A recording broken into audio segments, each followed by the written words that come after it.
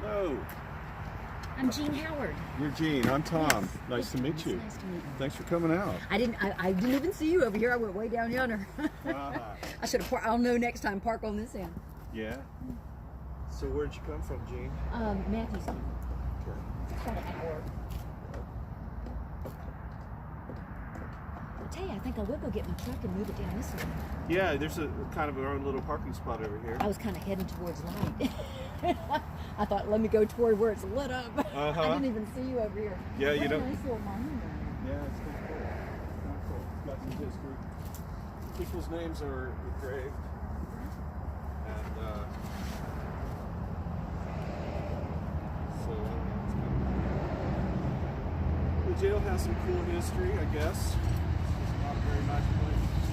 Right. I'm gonna grab my truck.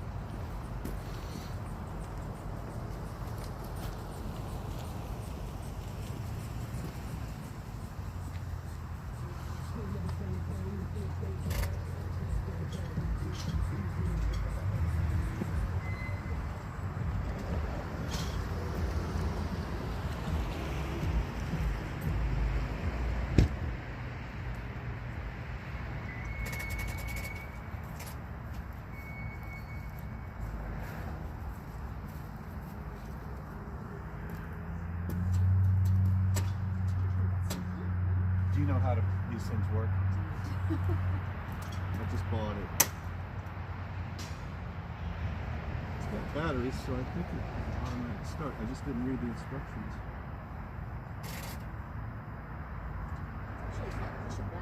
There it is. Is it? That's all it was.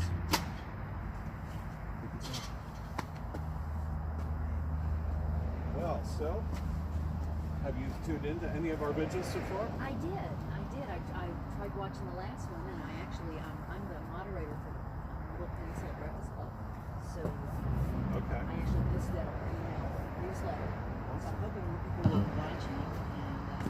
And I invited people to come, but we'll see. It's just a few days before Christmas. A lot of them are out of town. Yeah, exactly. A couple of folks that Maurice and Cheryl that are often here. They're visiting family. I did have a call yesterday from a guy named Jonathan Munifo. He kind of gets his days mixed up sometimes, but he thought yesterday was the vigil and he was calling to let me know that he has permission now to speak to us again. He's in a federal lockup in Philadelphia. Okay. So that's not a big deal. I think it's wonderful you're doing this. I wish I'd heard about it earlier. I would have. I just heard about it like just before I reached out to you guys last week. I had heard about it. I tried making it last week, but then I run an educational farm open to the public, and I just had way too much crammed on that Friday. Educational farm open to the public. That sounds like a handful, a mouthful all at once too. Yeah. We're a self-sustaining off-grid solar homestead, and we teach others. We work with Virginia State University, and they come out to me, and I go to them at Randolph Farms, and we do programs on teaching you how to grow your medicine and grow your food. And I'm a herbalist, so and we're an herb farm, so that's our main claim to fame. We grow all the herbs and then process them and sell them. So we're all about grow your food, grow your medicine. That's awesome. I just signed up to the Wellness Company, if you know of them. Peter McCullough's in there, a couple others that, so it's a concierge medicine kind of a thing. They've got doctors on standby, you can call, and then they do a lot of supplements and things as well. A lot of The Wellness Company? The Wellness Company, yeah. So I don't know what day today is. I have a cheat sheet. I know that. It's the 22nd, the day from January 6th. Oh, that's the how one many I use. days? So I'm going to skip it. We're live, and the only rules are that this is unedited, so anything you say is good. Hello, Deb. Hi, everyone there. Oh, we're already on, huh? Yeah, I think we're on, so we'll go ahead and get this started. Oh, looks like John is coming up. That's good. You'll love meeting him. That's John Haynes, the editor of the Northern Neck News. Okay. Or the Northern Neck Sentinel. I think I've met him before. He's come to our breakfast club. Okay. Yeah, so good to see him. So we'll wait for him and then get started. Look at this thing. It puts out light too. You're welcome to be on camera. You're welcome to talk to the guys if you want to ask questions, things like that. I'm a teacher too. I'll call him. All right. Hello, John. How are you? This is Jen. Hey. Hi, nice to meet you. Did you remember me? I met you. You came to our breakfast club. I'm with the Midtown Breakfast Club. No, I don't think it's a Oh, you're the Northern Neck. Yeah, I have. One of my friends went down there, Colonel Snavely. Oh, that's him. That's him. Snake. Yes. People get us confused a lot. I can't see. John's not as bombastic, so that's the difference. My name's Jean. Gene. Yes. Jean Howard. Tom, do you know if Maurice is coming? No, he's not coming. Shoot. I'm not going to be able to stake it. I couldn't find any kind of chair. I have a chair for you. I brought a chair for you. Oh, yeah.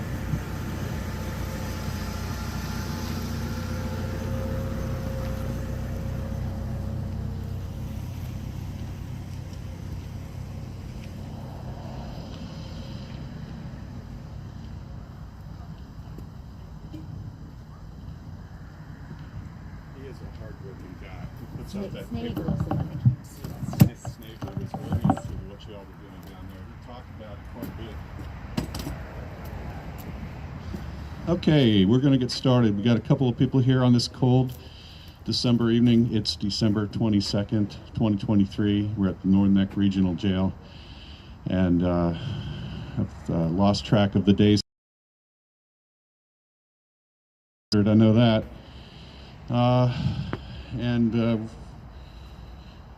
As usual, we'll start off with a prayer and a pledge of allegiance. Give a couple of minutes here for some folks who want to join in. And thanks for everybody who's tuning in. And please spread this information as far as wide as you can. Got some great stuff to talk about, and I know we're going to have some callers. I had some advance notice yesterday. Spoke to John Munifo, who's going to be calling in. We haven't heard from him in a while. And then, of course, Chris has the whole gang. So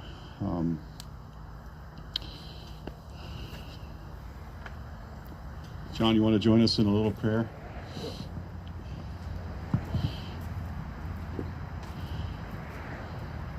Heavenly Father, on this Christmas season of all times especially, please give your strength and warmth to all the children and the families who have been impacted by January 6th. And let's just grant some blessings to those families, and hopefully they can have days of joy soon and are feeling the sunshine that you're putting on this situation. I feel it. We see it all the time.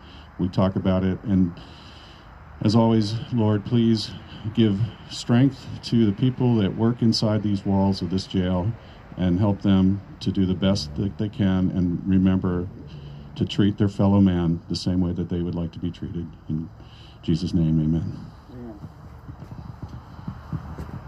I pledge allegiance to the flag of the United States of America and to the republic for which it stands, one nation, under God, indivisible, with liberty and justice for all.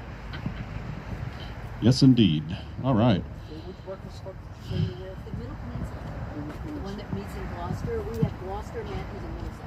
Because I've talked to a lot of different members, but I get it mixed up. I apologize. Yeah, we've got a whole big active bridge there.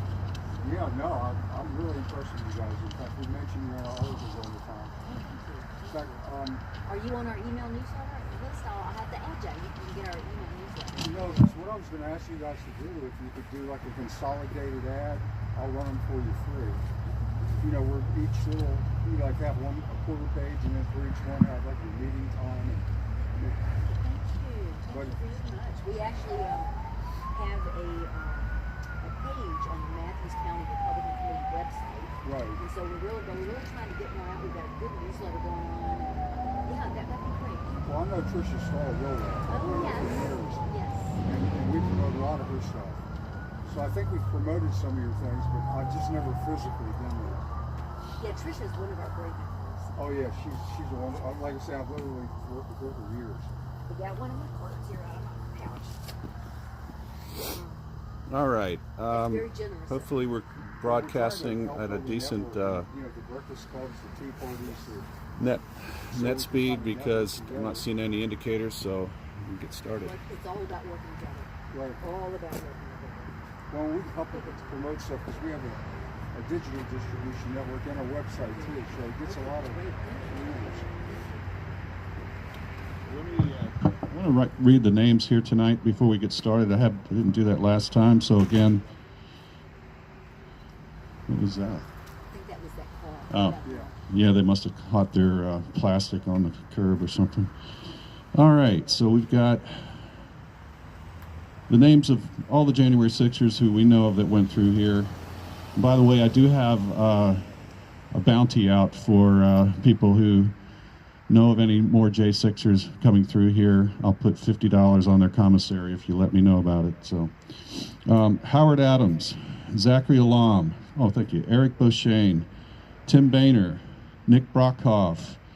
Nick just got out, by the way, and so Nick is starting his life again. Jeffrey Brown, Mason Corson, Lucas Denny, Israel Easterday, Brandon Fellows, Mitchell Todd Gardner, James Grant, Matthew Green, Kenneth Harrelson, Albuquerque Head, Brian Jackson, Adam Jackson, Justin Jersey, David Judd, Cash Kelly, Hosea Kenyon, Nick Lagerand, Samuel Lazar, Marcus Malley, Mark Mazza, Patrick McCoy, Jonathan Mellis, Matthew Miller.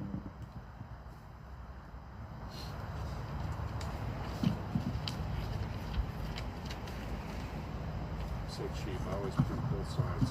Paper. Yeah, that's the way to go. Yes, indeed. Robert Morse, Jonathan Munafo, Daryl Neely, Ethan Nordine, William Norwood, Michael Perkins, Dominic Pizzola, Mark Ponder, Ronnie Presley, Mahila Pryor, Chris Quaglin, Barry Ramey, Zach Reel, William Reed, Howard Richardson, Thomas Robertson, Dan Rodriguez, Jeffrey Sabol, Ryan Samsel, Ronald Sandlin, Troy Sargent, Jeffrey Sills, Andrew Taki, Enrique Terrio, Curtis Tate, Ricky Wilden, Shane Woods, and Kyle Young. Thank you so much. So I was in D.C. this week, and I attended Andrew Taki's plea hearing. and I was a little bit late getting into it. It's really hard to find your way around in the courthouse sometimes because the courtrooms aren't numbered sequentially. For instance, there are certain floors, there's 6 floors, but there are not courtrooms on every floor, and then courtroom 8 is next to courtroom 26 and 27. So how the heck do you figure out that stuff? But anyway, I finally got there and got to attend. So that was on Wednesday the 20th, and here's my little court reporter sketch, John, if you want to see that right there. I thought you might be able to publish that in the paper, if you don't mind. Yes, real. Yeah, it's very, very high quality, by the way, so right here. So. How do you advise people if they're going to go up and try to attend any of this? Where should they park? Oh, it's really quite easy, actually. There's a parking garage that's right up on C Street. It's C and D, 3rd and D Street, I think it is. But right up from the Perryman Courthouse, underground parking. It's $20 a day. Or you can park on the street after 9:30, I think. After 9:30, you can park on the street. And it's metered parking. You pay with a credit card and put it's not really a bad problem, no. You can find parking for sure, and you can get up there and do it. Some people were telling us we should park and take a train in because the parking's going to be really challenging. It's not. I don't find it hard to drive around in DC at all, especially that part of it. You know, it's kind of the streets are all big, and you know. So don't be afraid. Don't be worried about it at all. During rush hour. I don't know what you're driving. You said a truck. Is that your truck? Yes. Yeah, you could probably do that. A smaller car is a little easier to maneuver in the city, but so anyway, I think on Andrew, his sentence is March 26th, I believe, is what I've got recorded there. And that's the other thing. You can just go to the DC District Court and you can pull up the court schedule. You can see the names of the people who are on there if you know who you're looking for. And then I went to Jonathan Mellis's sentencing. And that was Judge Moss, I believe, and it was very interesting to me to watch Moss a little bit. I get this sense, and I don't know that it's anything that they've said or any exact behavior, but I have this feeling that the judges are starting to act a little bit different now because I think they know that things are coming to light and they are going to have to, you know, there's going to be a lot of scrutiny on them. So I think they're being especially careful in. For instance, Moss was really picking up on John Mellis saying that he was a blogger beforehand, a podcaster beforehand, and he wanted to get back to that because this country is so divided, and he really wanted to try to help to heal the country, and the judge picked up on that. He really liked that a lot and actually made a comment about it before the end of the sentencing. So the guidelines were 51 to 63 months. These sentencing hearings, there's a lot of back and forth of argument from one attorney to the other sometimes about whether there should be certain enhancements added on or not, you know, or whether they should get the full level of 6 points or 4 points, and it's a lot of back and forth. And then finally the judge just comes out with his sentence, and he gave him 51 months plus 3 years supervised release, a fine of $20,000. That was a pretty good sized fine. And then $2,000 for restitution. So I think the charges, they've claimed that the damage done to the Capitol that day was around $2 million, I believe. So they've kind of, you can kind of do the math. And I was going to say, within the first month or so, it was $1 million. And they kept looking and looking and looking, and it magically climbed up to $2 million. And this is all part of a pattern. So, but I've also noticed what Tom just mentioned, that some of the judges are starting to make comments as far as, I think some of the new footage coming out and the new evidence, some of these judges are starting to realize that they were a little hasty in their judgments. And I think I saw one comment that was really encouraging. It was one of the judges admonishing a prosecutor for withholding evidence. And I think it had to do with some of the footage. And the judge actually said, referring to a previous trial, that you've done this before, is what he said to him. He said, and you know, it's my job to judge these fairly. And he said that the judge said that he was going to look into it. He wasn't specific, but he looked very irritated.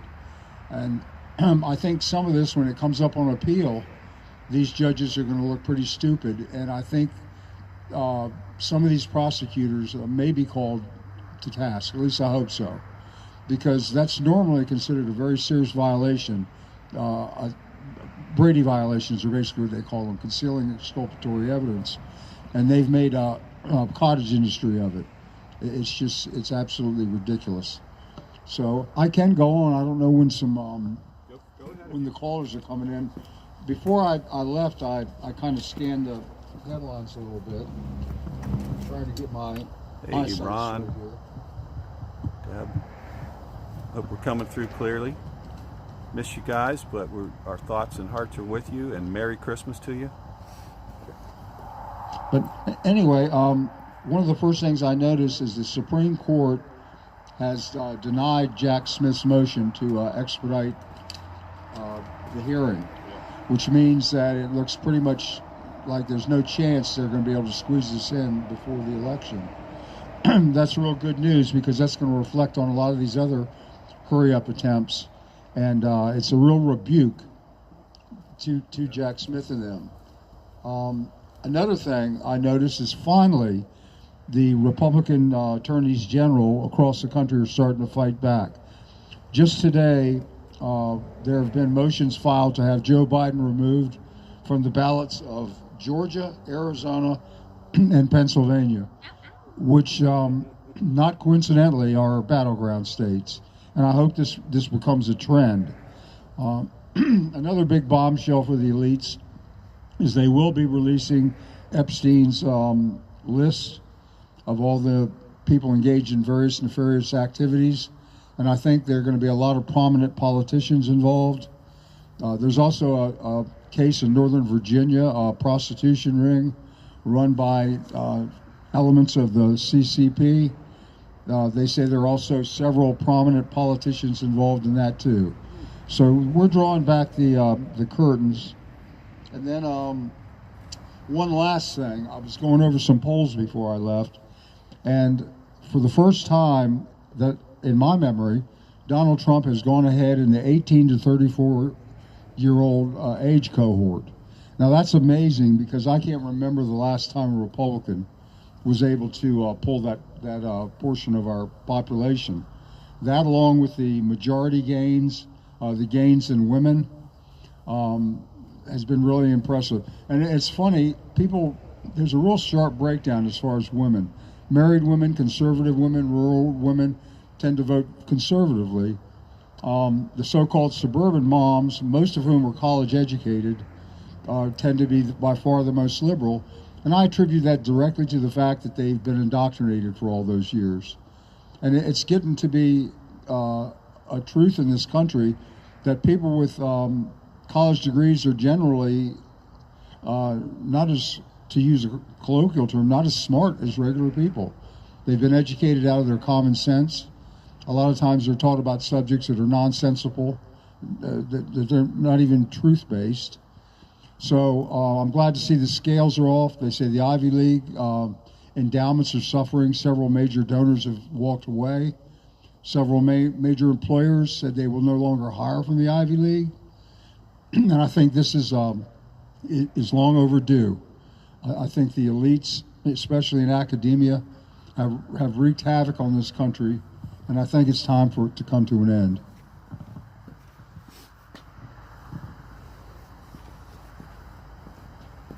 We actually get a lot of young people working and volunteering at the farm, and they are starting to understand what's going on and starting to shift their voting.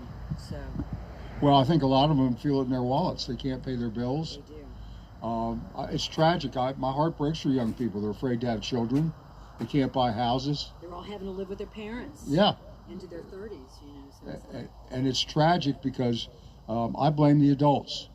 Because as much as I rail about the education, there's some pretty bad parenting in there too. I know that if some of the stuff was going on in the schools when I was in high school, my father would have been up there in the principal's face. And I know the community would never have tolerated some of these things. So I think to a degree we all have to look at ourselves. And it doesn't matter if you have children or not. You know, it's part of our society, and you don't have to have a child in the school system to go to school board meetings or supervisor meetings or write letters to the editor. So, you know, basically, I think there's a lot of momentum building. I went to a party last night. In fact, Tom was in attendance also. And there were a lot of prominent people there, politicians, attorneys, some famous authors. And every single person I talked to said that they felt that there was a sea change coming in this country, that they could see momentum building, that people have finally reached the tipping point where they've had enough. And they realize this coming election, all the chips are on the table. There's nothing that we're in less than a year to go now. There's nothing to hold back for. All the homeschool groups are mostly conservative. Yeah. We get a lot of homeschool groups at the farm. And most of the homeschool groups are very conservative. And it's quite amazing. I just got back from the Homesteaders of America conference about a month or so back, and there was like 6,000 people there, and a lot of them were young families wanting this world to change. They're wanting to homestead, they're wanting to farm again, you know, wanting to get back to conservative values. So. That's great. So I wanted to just again show my shirt, which I'm wearing tonight, is the Virginia Medical Freedom Alliance, and their big event is January 15th. Look them up online. VA as in Virginia, M as in me, A as in America, FA. And they're an amazing group, and the title of that event was originally called Our Children, God's Children Are Not for Sale. They've sort of changed it up. It's really actually got an amazing agenda. I'm going to read a little bit of it to the group. I've got my ticket. Do you already? I do. Awesome. I do. Yeah, Dr. Fury's amazing. She is absolutely She spoke amazing. to our group. She's been to us too, as well. And of course she's... It's funny that you said that. We actually had a picture of Dr. Fury at the Breakfast Club receiving a reward on the front page. So, all right, we got a call coming in, folks. Batten down the hatches. We got one of our J6 heroes getting ready to get on the line.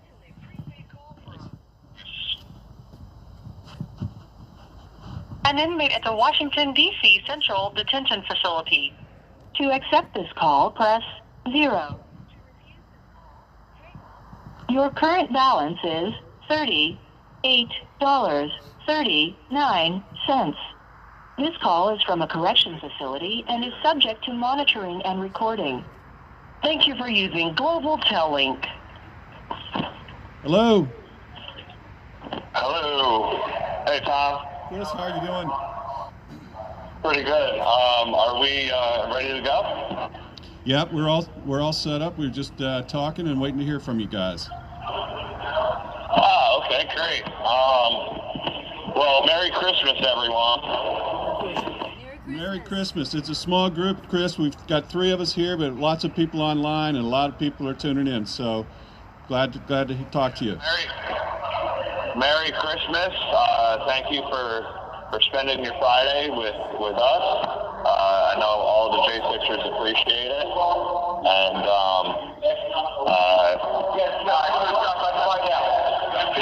sorry, I had something in my throat. So J6 Pod, we are missing 2 people right now. Taki is still in the hole, I think, on the other side of the jail, and so is actually my co-defendant, Capuccio. He's still down at the other end of the jail. We're not quite sure why. They both should have been, brought back to us, 2, 3, 4 days ago.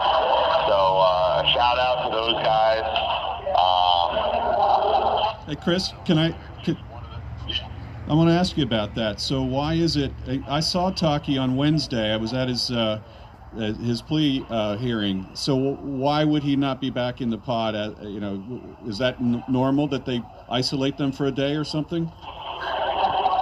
Well, so there was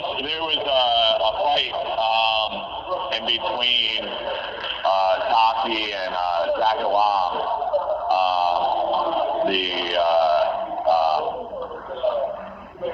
I guess everyone knows, you guys know Zach.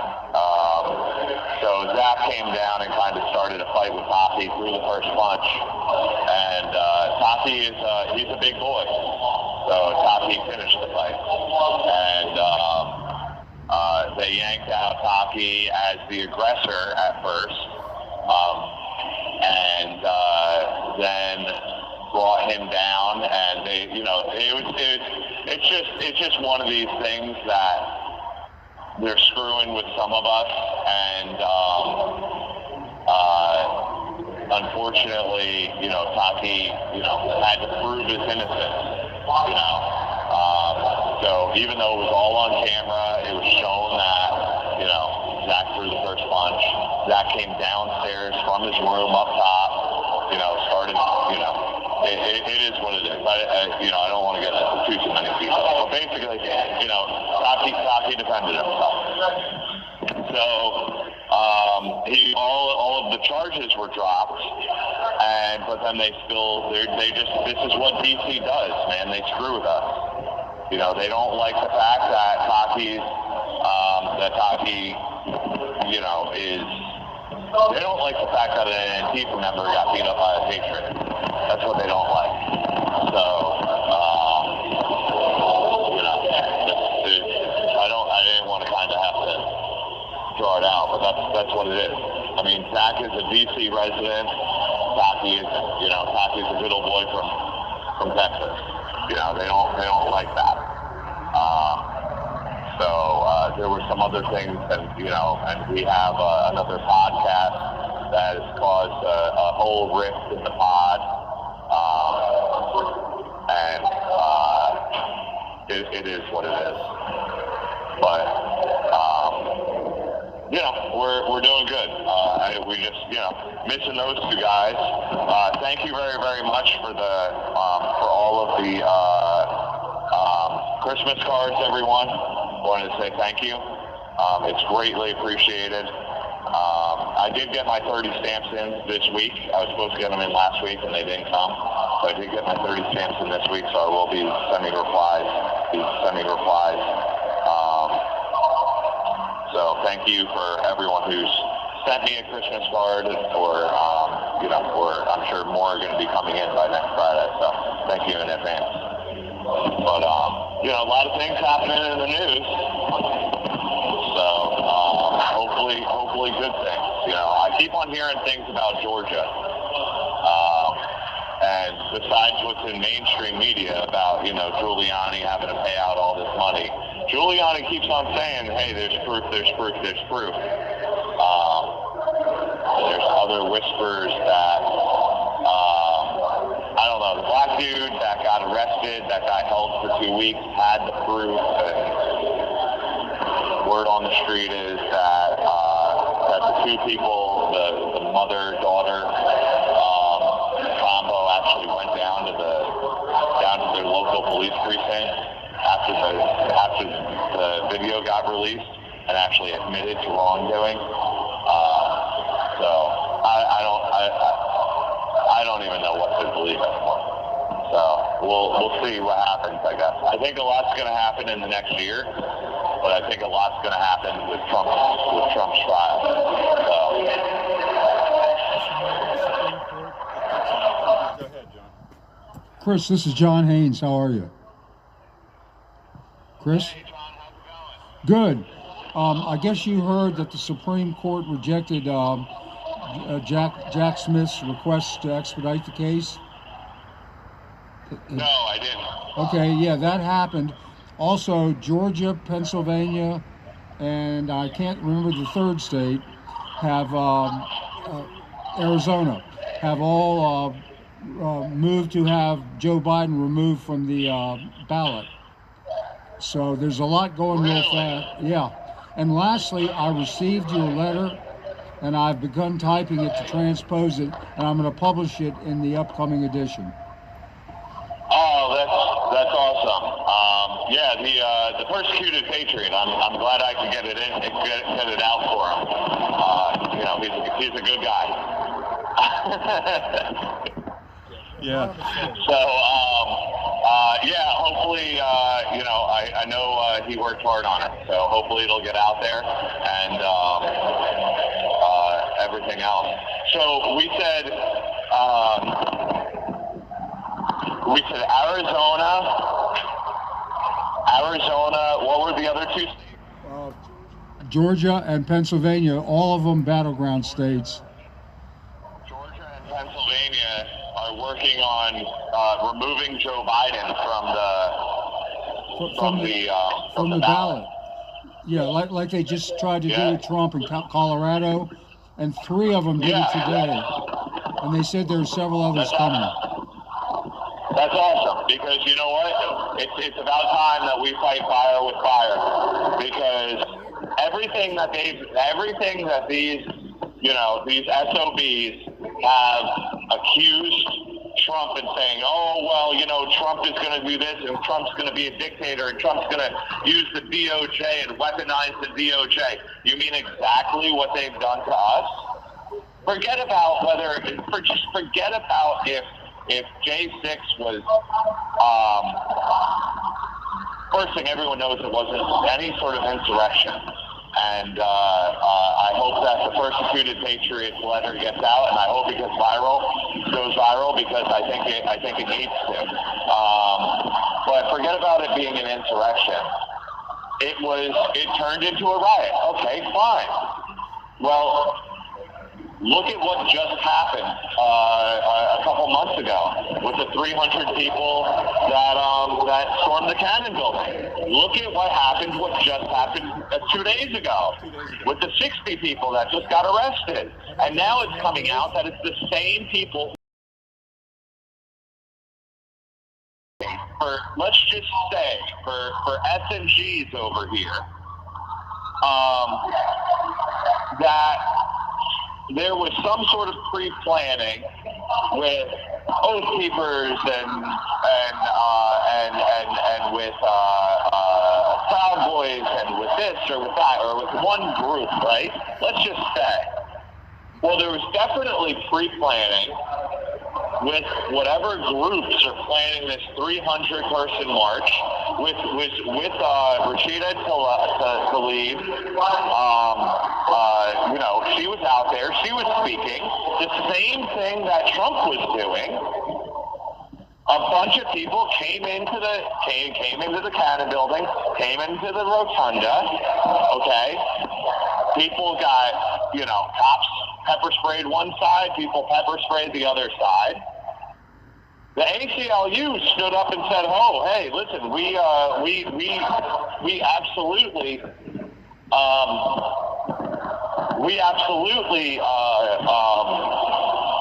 stand up," and the cops overreacted and everything else. Well, why didn't they stand up for us? Where's the 22-year or whatever Enrique Tarrio got? Where's the 22-year jail sentence for this woman, or whoever is working on the left with the groups that just stormed the Cannon building and the rotunda? I mean, where's the FBI? Where's the pro-Palestine pod? Okay, I haven't heard of one. Where's the pro-Palestine pod? In the gulag. I know Marjorie Taylor Greene's out there, and she's crying for it. Crying, I don't mean crying, but she's yelling for it. I mean, it's completely insane. Joe Biden is, and it all goes back to the Book of Rules for Radicals. Read that book. Read it, and it tells you the left has been following that book to a T for the past 50 years. More so now than ever before. They are insane. It's like we don't know what they're going to be doing. They have. I mean, they've planned it out. They're good at the long game. And I think that they bit off a little bit more than they can chew, because there's a lot of patriots that are stuck in here, and there's a lot of patriots like y'all that are out there in the cold, you know, and you know, doing these vigils and coming out every Friday or coming out every day, like some of the girls out in DC. And there's a lot of patriots right now writing us letters, and there's a lot of patriots out there, you know, listening on online, and you know, and contributing to our families, because we can't, and you know, and contributing to our commissary because they can't, you know, and contributing to lawyer bills, even though lawyers haven't done a whole hell of a lot for us. So I want to say thank you to everyone out there, and thank you to everyone that I'm speaking to right now. And especially thank you to Tom and to John and to Sherry. The three of you specifically have just been amazing. And you have helped us so much, and you've given us up so much of your own time and your own everything. So I just want to say thank you and Merry Christmas to you and your families, but also Merry Christmas to everyone's family that's out there. Chris, thank you so much. I mean, it means a lot, and you know that we take this very seriously, because this is what it's all about. If they can do it to you, they can do it to any single one of us. All right? Absolutely. Absolutely. You know, I was with a gentleman from West Virginia. He's Chinese descent, Chinese immigrant, and he said, "This is crazy. This is not the America that we hear about. This is insane." You have 1 minute remaining.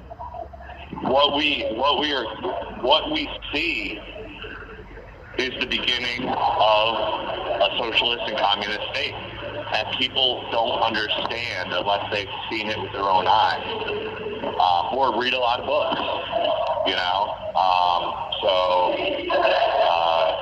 You know, thank you for. I think in time we'll be on the right side of history. But thank you so much, John and Tom, for getting the Persecuted Patriot letter out there. That's amazing. If you can, John, after it goes out with you guys, if you could do whatever you can do to get it out there and make it go viral, that'd be awesome.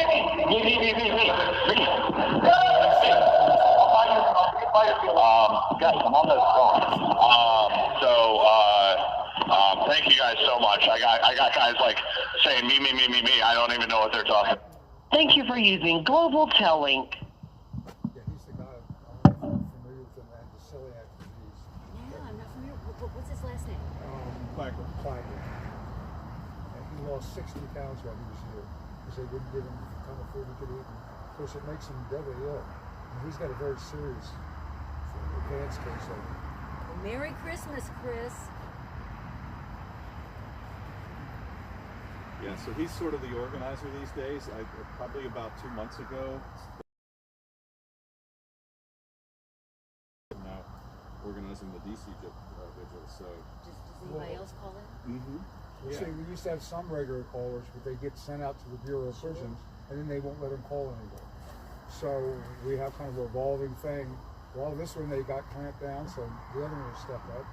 Well, if we do another collection, I'll try to be sure we give to him. We just collected over $700 at the Breakfast Club last week. Wow, And we that's divided it into 3 guys, and we went on the Gifts and Go during the club, brought it up on the TV, and we donated and sent prayers to Bart Shively, Jonathan Mellis, and a young man, I forget his name, he's deaf. oh, he's a new one. Yeah, Cheryl would know. Jen Baker's when they gave me all their info. And Jen's real big on this. yeah, he's got a real long name. But yeah, we donated to him too. Something I got to get with Jen Tacos or I something. want to Yes. start publicizing her show. Jen Baker. She's got a great one, Rumble. Yeah, a lot of people don't know as much about it as they should. Has some wonderful guests. She contributes to J. Ray Bundy. Yeah. In fact, the last time I talked to Jen off, we just got me something from her. Yeah, Jen.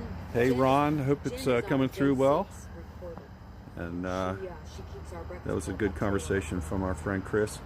You might notice that glowing little thing right in the very middle under Freedom. Guess what? It's a heater. So The whole thing was we're gonna do it in style out here from now on. It just ruined my day when I saw the 2 year-olds. I could not believe it. I know Matthews didn't do much better either. Two of our people got into the school board. We lost all 3 seats in board of supervisors. Yeah, and you think of Matthews and Gloucester, nice rural areas. It's just all that I wouldn't have felt really. Yeah, we even had are we on?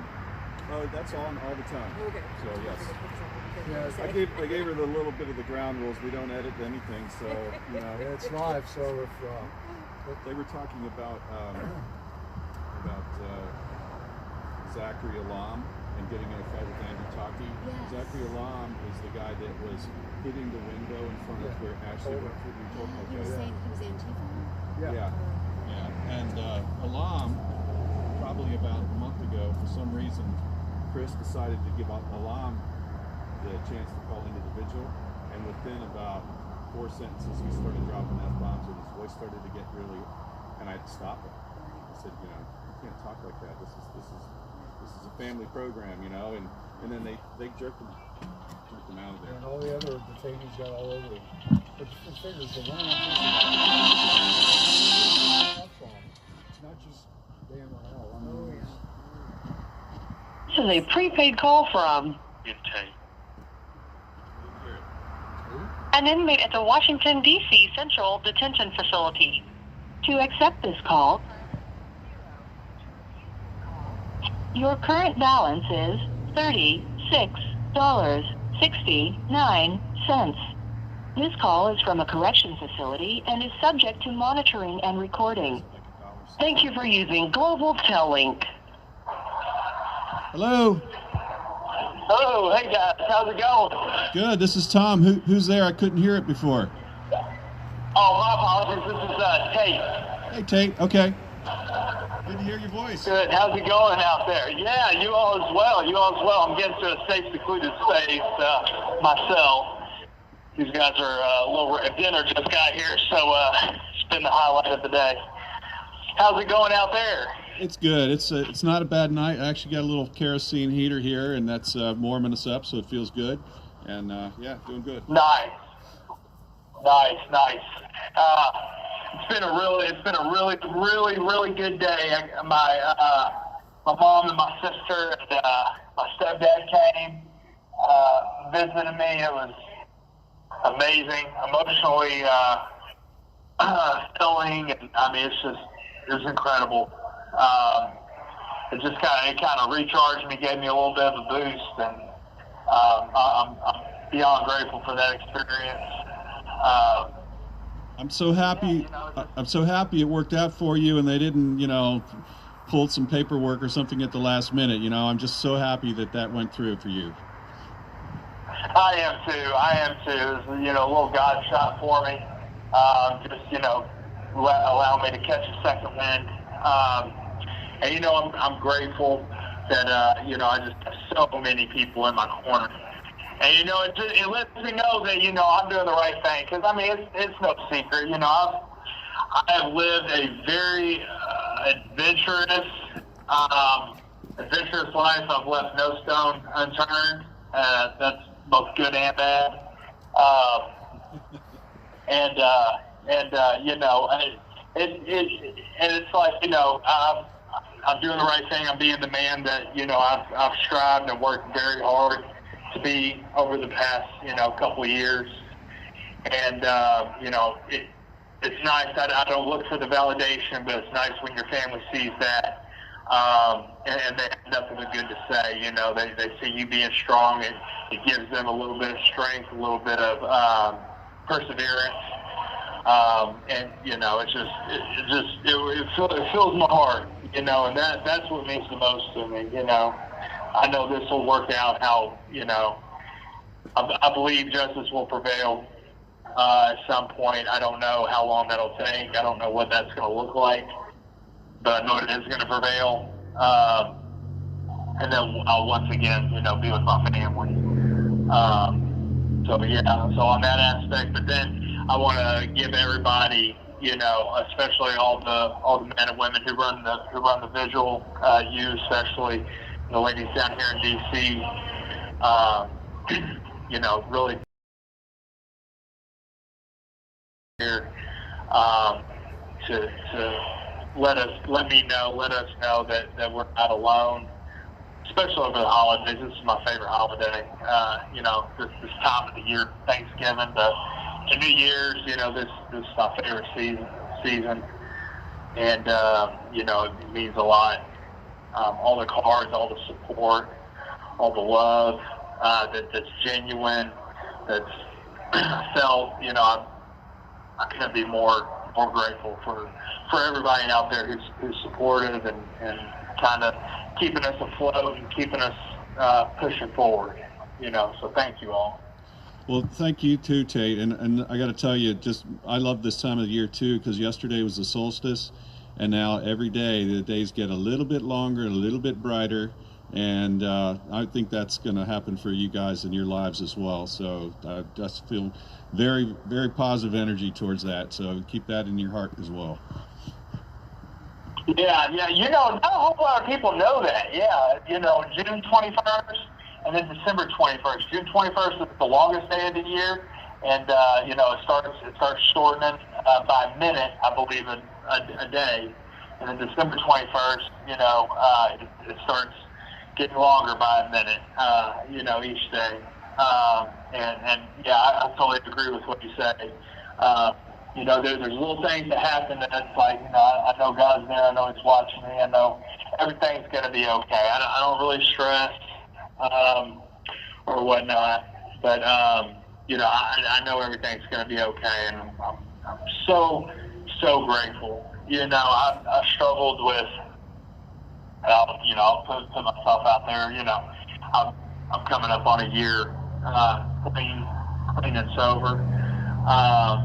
But I struggled with addiction, and this time last year, I was in such a rough. I mean, it was, I was financially. If you looked at me from the outside, you would have thought everything was put together, but I was dead on the inside. I was miserable. I was hopeless. I was isolated.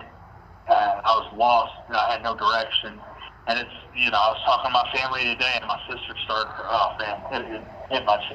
hit me in the chest when I said that. She even said, she's like, I talked to you, on the phone, and when I get off, I just talked to Quentin, her husband. She's like, he's never sounded, talking about me, he's never sounded, so positive and so just decisive and headstrong in his life, and I really haven't. I've been lost for a long time, even in previous years, younger years.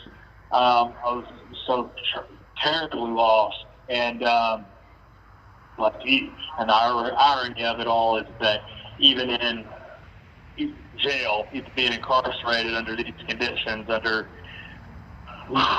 what most would say is the very biased, unjust circumstances, I still find the most freedom I've ever had in my life, because I have a heart full of joy, and I'm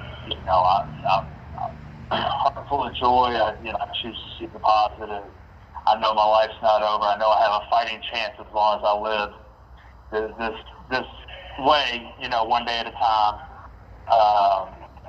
And just going back to you guys, everybody who sends me the letters, sends me cards, no matter how small or how long, it's really encouraging, and I'm so abundantly grateful for it. So are you recommending a short time in prison to turn your life around? Is that what you're saying here, the moral of this story? Hey, I will say this. I was pursuing this life that I'm just dialing in and focusing more on since I've been locked up. But the absence of distractions, the absence of a very fast-paced world has definitely helped. And in any situation that you're placed in, no matter where you're at in life, adapt, adjust, and overcome. So, you can definitely, if you look for the good, you can definitely find some positivity and some growth to be had. Well, and you guys are fighting in an arena that is so important to the future of our country, too. So I'm so awesomely just amazed by you and the other people that I've met, how smart you guys are, how brave you are, and how passionate you are about this country, about God, about the reasons why this is important. And so you inspire us as well.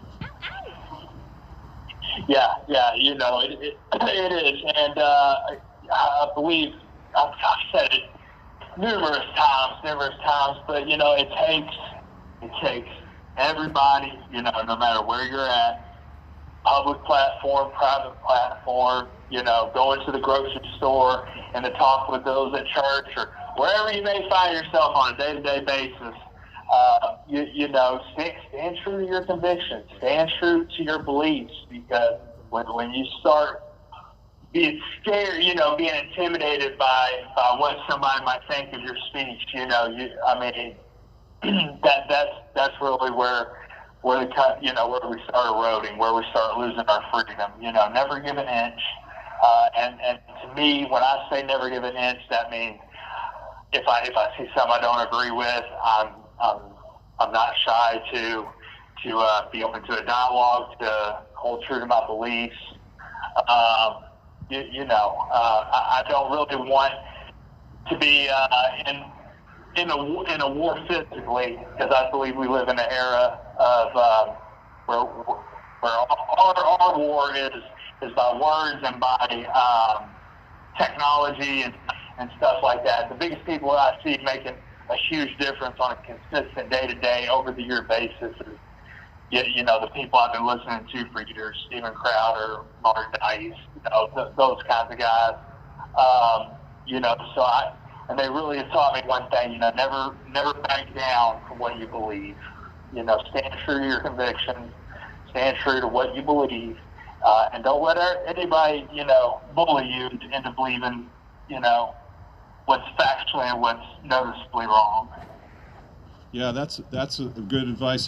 Here, John has a question for you, Tate. Yeah, Tate, this is John Haynes with the Northern X Sentinel. Merry Christmas.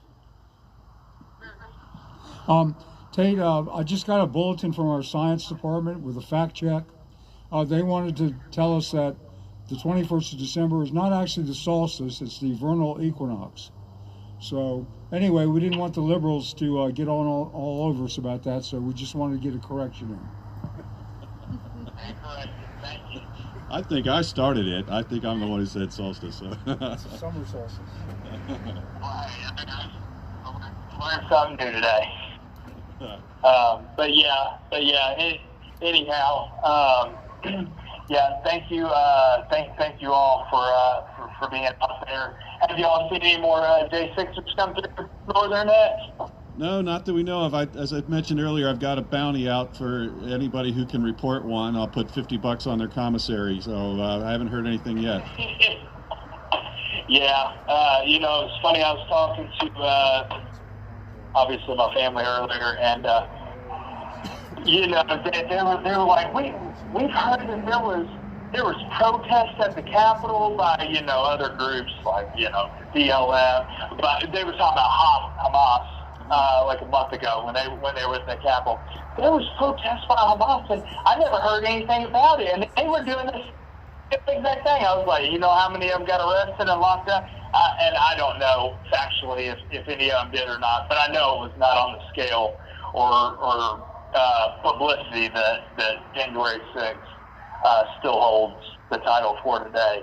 I was like, you probably don't know this happened, and BLM was here, and they did this, and they were like, no, I never heard that. I was like, but you will still hear about every single J6er that they're looking for, every J6er that they're prosecuting, relentlessly on a loop, it seems like.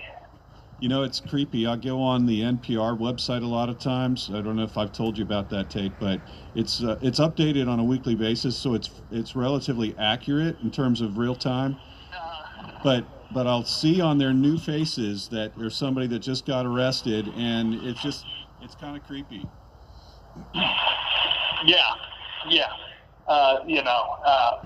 And I mean, these, you would look at the news and think these are just absolute monsters, but you know, we know they're not. We know they're just red-blooded Americans, probably 9-to-5 workers trying to make a living for their family they've probably had for, you know, decades, just trying to make do. But the news will make them, demonize them and make them seem like, you know, these right-wing domestic terrorists that, Well, it's, you know, we're not. right, and it's generally anybody who went inside the Capitol for any period of time, you know, or that was doing something, you know, physical altercations outside and got that. But that's what they seem to still be after, just because people went in there. Yeah, you know, let in peacefully by officers and went and just meandered around and basically took a glorified,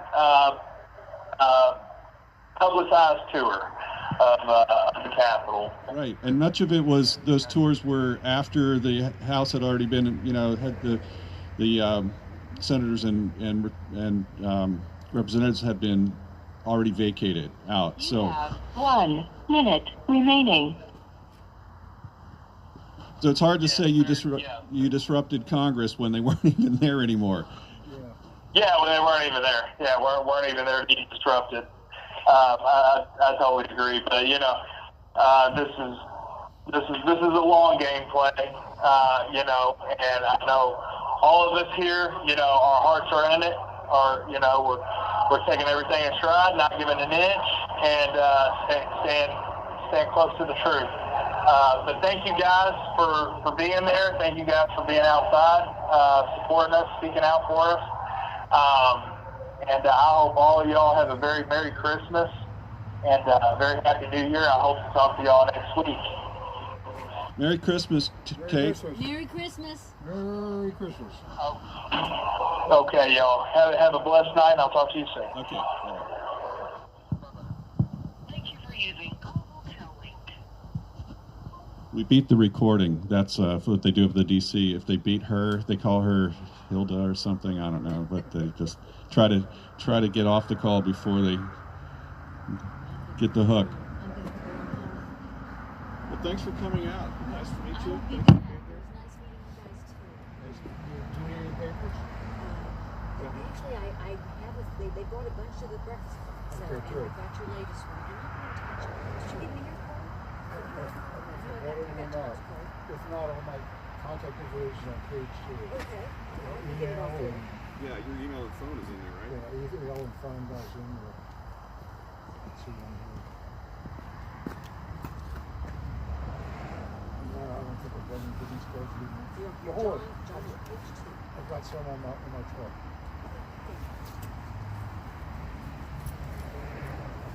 Let's see if I can. Geez, I'm sitting down. My knee's been acting up on me.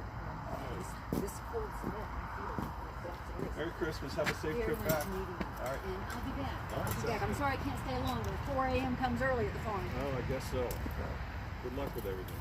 Thank you.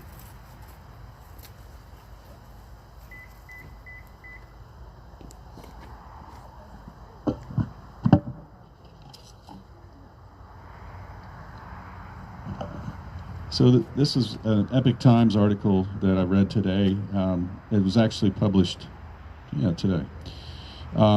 This is regard to the Supreme Court decision, which John talked about earlier, but it's a petition for a writ of certiorari before judgment was denied. So it has to do with a 1982 Supreme Court opinion had established absolute immunity for presidents from civil suits, but as both parties have argued, the bounds of immunity from criminal prosecution have not been defined. If the Supreme Court had agreed to review the presidential immunity defense, it would have established the outcome of President Trump's motion to dismiss this case based on presidential immunity in the appeals court. It's also a defense he has raised in several other cases, including civil cases, albeit unsuccessfully. Both parties argued the case is of historic significance, citing it as evidence to either expedite or slow down the proceedings. In court briefings, the parties argued over the framing of President Trump's presidential immunity defense.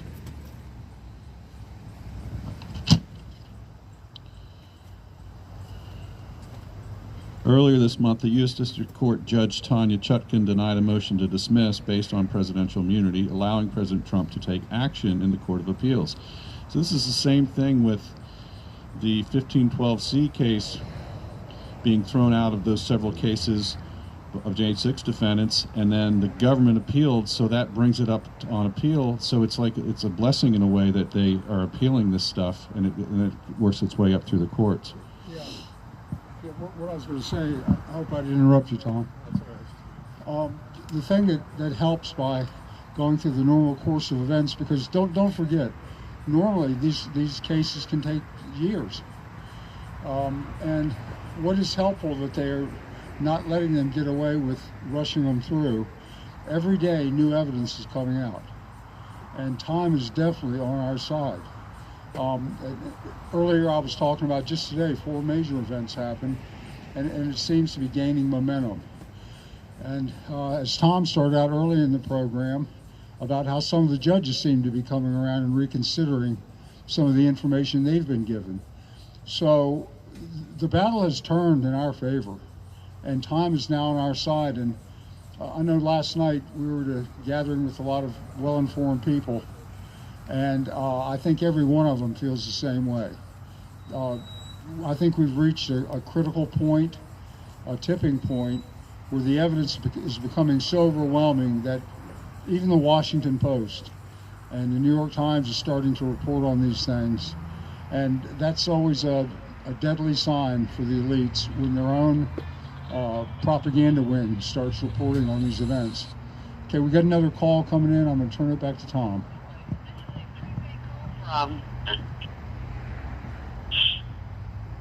An inmate at the Washington, D.C. Central Detention Facility. To accept this call, press 0. To refuse this call, hang up. Current balance is $34.99. This call is from a correction facility and is subject to monitoring and recording. Thank you for using Global Tel Link. This is Tom. Jared Owens. Hey Jared, how you doing? Oh man, I'm wore out. Had some motions today in court, so luckily it was just a video court, but still they moved me all around the jail and had to sit in all kinds of different little holding cells and wait on people to come get you. And they had a big fight break out, so everybody was gone. I'm like, oh man, they forgot about me. But somebody eventually came through, picked me up, and took me to my next spot. And then this place is just so big. Like, one person doesn't walk you all the way across. I guess they take you to the county line, and the next sheriff picks you up or something. It's kind of like that. Oh man, yeah, I was feeling wore out, but I've been waiting to get on here and tell your listeners thank you for all the cards and all the letters. They've been so awesome. I'm trying to write back to everybody that I just can't keep enough stamps.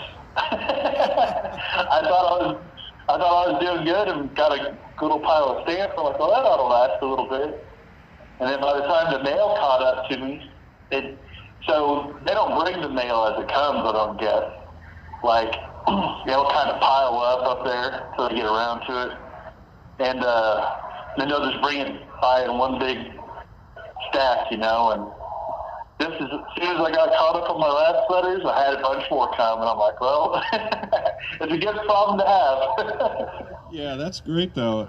Yeah, it is a big place, because I think the address is it takes up one whole block. I mean, it's 2 different streets. You have to make sure you pick the right one. Yeah, and that's what that's what it's like though. You'd have like one person come and pick you up here, and they'll take you as far as they can go, and then like the next sheriff comes and pick you up at the county line and hauls you to the other end of his county, it feels like, and then somebody else gets you and takes you on down to where you need to be. I feel like they could probably streamline a lot of this, but I mean, we're in liberal territory, so nothing's easy. It's probably so they can get 3 different checks for one little trip across the jail. Well, Washington D.C. has figured out how to make a job take twice as long as what it should take. I mean, that's just for sure. Exactly. It's just like everything else the federal government touches. It just gets sillier and harder to understand. And worse for you. Yeah, right, exactly. Oh, gosh. Yeah, I just saw a news story in New York saying they're cutting, I don't know how much money, like a bunch of money, and they're taking it out of the schools. I'm like, oh, geez. That's like, couldn't find anything else. But I don't know. I feel so bad for the kids, man. They didn't have a chance. They did this COVID stuff and told them that they're just going to stay home and do school. Yeah, right. If you would have told me that when I was 12, 13, 14, there's no way. You couldn't sit on top of me long enough to get me to be at home and doing school all day. Right. So. Yeah. Well, there are a lot of kids that are suffering from that, and it's really sad and it's unfortunate. Hopefully they can kind of, depends upon where they were. I mean, think about it. There's that whole bunch of people that didn't have prom and didn't have, homecoming, and didn't have all the usual pomp and circumstance of graduation of high school, that was robbed from them. Oh, man. Yeah. And if you're going to go down that road, you might as well bring up all the people that couldn't be with their loved ones that were locked up in the hospitals and the nursing homes they couldn't go see. I'm surprised more people didn't raise a fuss about all that, but, they just felt like they were doing what was best for everybody else, I guess. Well, I think the reason is, without, saying the magic word, I used the word jab here, but I believe that something like 70% of the United States had actually taken the first one and a booster, but now the number is somewhere down in the teens right now, as far as the 14, John just said, 14% have gotten the latest booster. So that means people have just looked the other way and said, no, I don't trust you anymore. That is exactly right. I listened to a guy named Chris Paul. He's got a podcast called Let's Be Reasonable or Be Reasonable or something, and he did a show on that quite a while ago, just talking about how really, if you look, there's a bunch of good news everywhere. You can see people waking up. With the example you just gave, it's like, and I think they did a poll asking about if you've known anybody that had a related injury, if you know what I mean. And a lot of people were reporting that they had known somebody to have a reaction or an injury. And I believe that's contributed a lot to a lot of people saying no thank you to these follow-ups. And once you make that decision, you gotta kind of stand back and say, oh, is all that other stuff worth it too? At least that's how my logic would go. But I was like a lot of you guys, and I kind of knew something was fishy from the get-go. Right. Oh my gosh, I subjected my poor wife to so many rants. But I kept us all safe. God bless her. Well, and God bless the people that have not been following along with the mainstream for a long, long time and have been questioning things. I look around and I see those people that, used to be labeled as conspiracy theorists. And what's that saying? How long does it take? How does a conspiracy theory comes true? You just give it a month or something like that. Yeah. How much time between conspiracy theory and fact? About 6 months or something like that. That's right. Oh my gosh, man! And I tell you what, if you want something that's really tripping me out, and I don't know if I talked about it on here. It's like if you look at the news stories right now, like we get this little sanitized news thing on our tablets. Like, so 4 years ago or whatever, say the December before the last election, it was, you know, it was just all hopelessness. It was like Trump behind, or it's too close to call, or, you know, all this stuff. And now they're just like, if you look at the news now, it's like Trump's running away with it, but he's got 100 indictments. Right. I mean, they're not even trying to hide that he's a front runner by a bunch. Right. Right. And all they can say about Nikki Haley is, oh, she's surging. That's like in every single article about Nikki Haley. It's like been the uniparty okayed language to use. It doesn't matter if it's MSNBC or Newsweek or Fox. They're like, Nikki Haley is surging in the polls. That exact same word. It's like, I can see you guys, you know it. You are all literally, you know, using the same word. It's like, you guys have got to like try to at least wear a different hat or something, you know? Right. I love those collages they do sometimes with safe and effective, you know. Oh my gosh, yeah.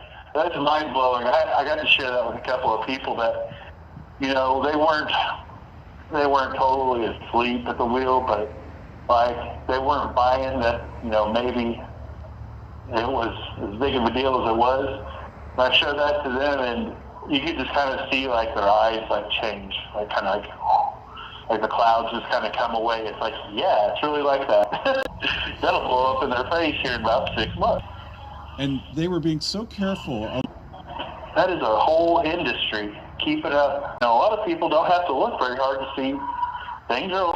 I feel like it would have been better off if I would have just slept a whole story earlier this week of a church in South Carolina, just like that in my church. But we've done for you to say that your whole life, you know. Just let me show you. Oh my goodness, yeah. That kind of pair against this, you know. I'll do this give send to go real quick if you let me. And you should be getting a letter back from me. So a lot of them cannot get paper copies of the Northern coverage. And as far as now, having said that, there are some outstanding podcasts. In fact, I'll try to prepare a list for growing. So, you know, if you want to find out, just $3.28. The little kerosene heater out here, so we're Yeah, but I just want to say how grateful for that. But what's even more incredible is the way that this movement cannot be overemphasized how much of an impact you've. So I have standby counsel that's been assigned by the court, so I knew where I was going and what was going on. So it wasn't too, you know, I kind of go right. And they denied me the ability to bring my dictionary. You get moved around, you end up in a holding cell because apparently they can't trust you to keep your. And I sat. Good man, what do you mean? He says, oh, you're one of the guys that's changing things. 6 years down in prison in Texas, and he's been here. It's, you know, you can get out more. You're going to have a job. It'll fly. It's like blown away. 9 years. Wow, they just really add on all those. I have no idea.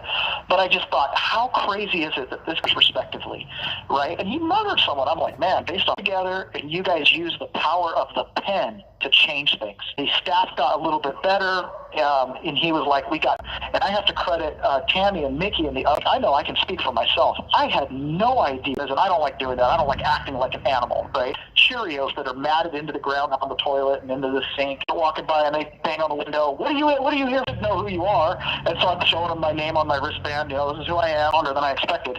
And then I hear him say on his radio, transfer back to time. So as we're making our way through the hallways and then there for an hour and a half plus, and then they record. And one of the things I put on there was, is someone going to notify them?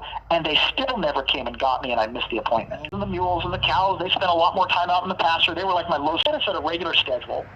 If you gave us a hand, we're in prison and we're being punished for our crimes and in jail, and I was in the hole, or that I was causing issues, and the entire prison system as a whole, let alone, and I'm here trying to pay my quote-unquote debt to society. Last name, JOHNHAKIS. That's John. I'd love it if anybody could go visit that website. It's Peasant's Perspective. We'll tell link.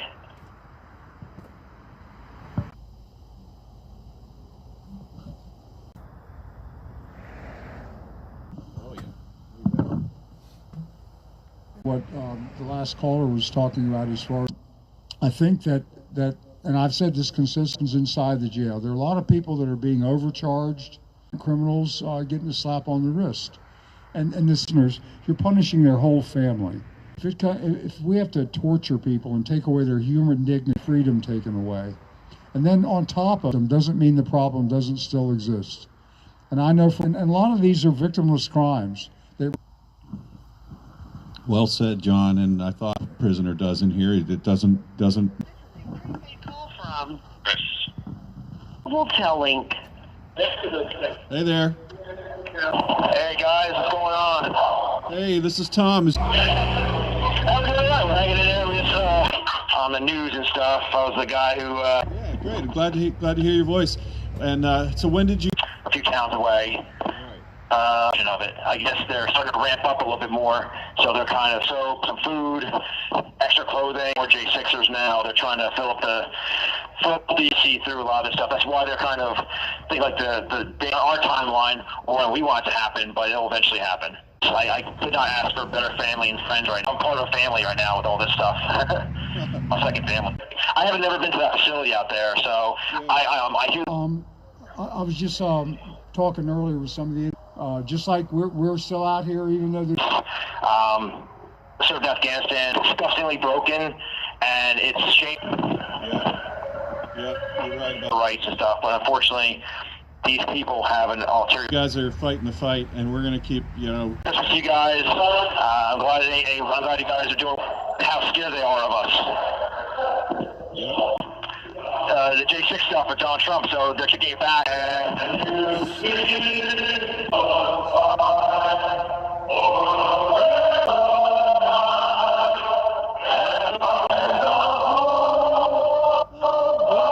much. We love being able to do that with you guys. So that's a. Here to Patriot on North.